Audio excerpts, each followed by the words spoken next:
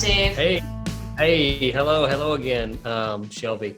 I thought what we could really have a nice topic tonight would be talking about values. And so I just wanted to throw that out there and see if you have any kind of story you'd like to share with us about values. Yeah, so for those who are watching, when we're talking about values, we're talking about what's your inner priority, what's most meaningful to you. And so I wanted to share a demonstration of what that looks like. I attended 2 seminars. One, I was watching the presenter. She was, very engaged, so inspired. You could just tell she had energy. And these were long seminars from like 9 a.m. till 10 at night. And what was interesting is the presenter, her ability to maintain her energy fairly stable throughout the whole course, maintain engagement and be, inspired and just right there in the presentation. You could just tell that was like something she absolutely loved doing, and it was really inspiring and really meaningful to her. Now, same program, but different instructor for another seminar.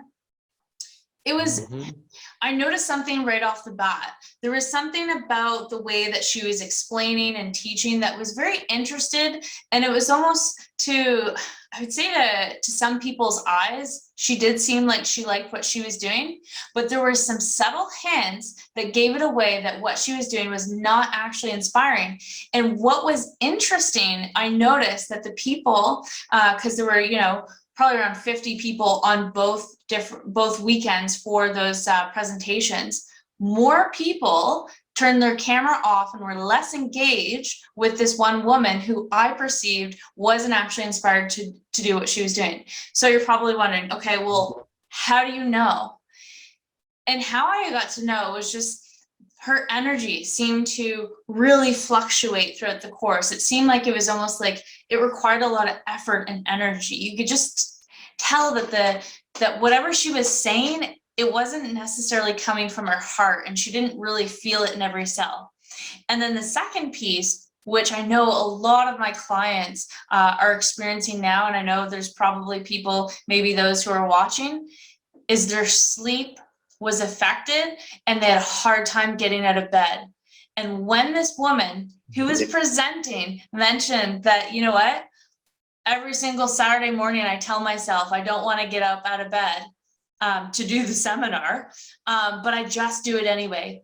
And to her point, it was, well, action is separate from your emotions, your feelings, your perceived challenges, all this kind of stuff. They're very two different things. You can have all this stuff and to still take action. But what she gave an interesting perspective on was that what she was doing at Saturday morning, which was having a conversation with us, wasn't actually inspiring to her. Because Dave, if you have something really exciting, even if you got the worst sleep in the world, how excited are you to get out of your bed and do that thing that you'd love to do? No doubt. I mean, look, when you're doing what you're inspired about doing and living according to your values, you don't have to be motivated to do anything. It comes from inside. You're intrinsically or inspired about taking action. So if I've got to teach a course or work with a client, I'm going to be on time, and I'm going to be ready, and I'm going to be excited to be there because it's a high value for me. And so if I have to get up and do the dishes, I procrastinate. I don't get out of bed. I keep hitting the snooze button. And I have a stomach ache and I get tired, all that stuff. And so, that's what happens, and another indicator is when you're finished doing the thing you love doing, many times you have more energy than before you started because you've been in your values the whole time. So you're not exhausted after you do what you love doing a lot of times. So just some really good feedback from the body. And I think that's a great story because I think you're right on. She wasn't as inspired about getting up to teach as you or I would be, it sounds like. And maybe Dave, what happens when you see that clients are really uninspired by what they're doing and they don't actually change what they're doing? So maybe that's their job or maybe that's their business. What do you notice that happens in your clients when they have a hard time getting out of bed, but they don't actually change what's happening in their day? Well, I have a conversation with them about what are they getting out of that feedback. What's the secondary gain out of not. And so many times they're just exhausted, but they don't want to say that. Or many times it's just that their body's giving them feedback that maybe it's time to look at switching careers and doing something different and getting more clear about what is your inspiration.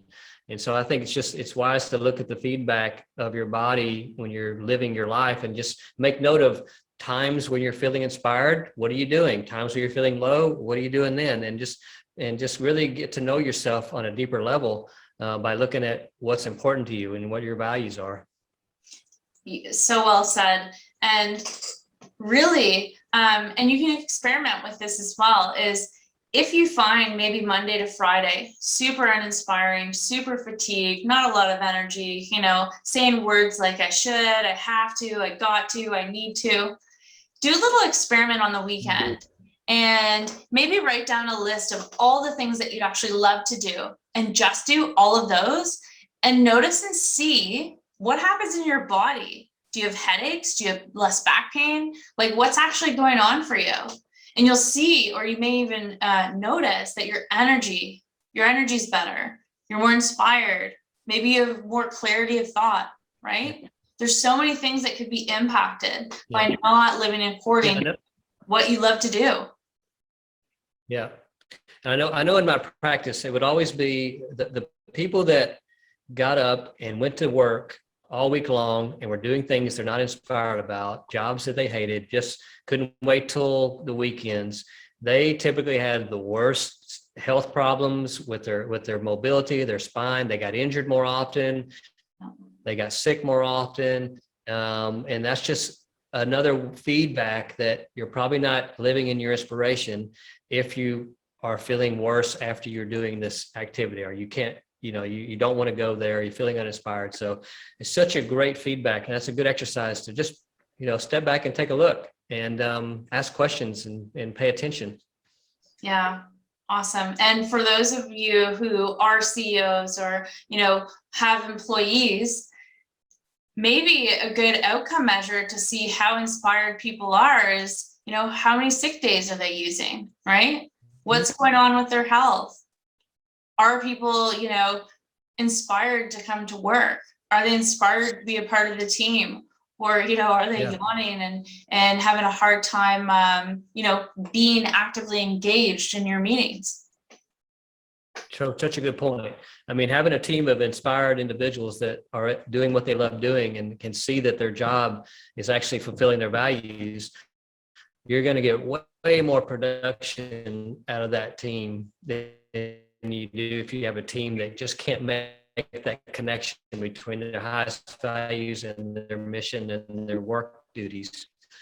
So that's just a great way as executives. And I think 17 employees now.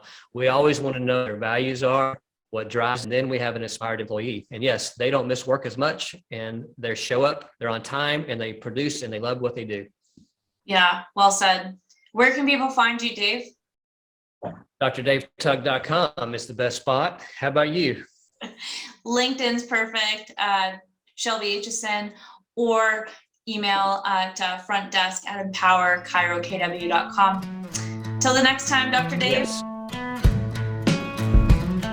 Namaste. Have a great week.